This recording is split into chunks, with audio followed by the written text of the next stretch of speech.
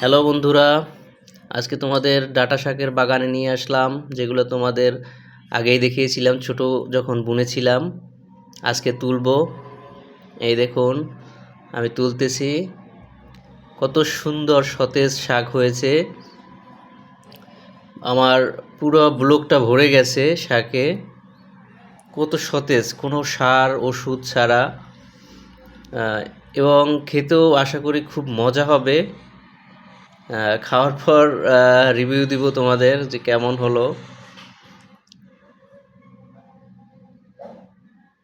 দেখো বন্ধুরা, কত সুন্দর সবুজ শাক, অনেক বড় হয়ে গেছে।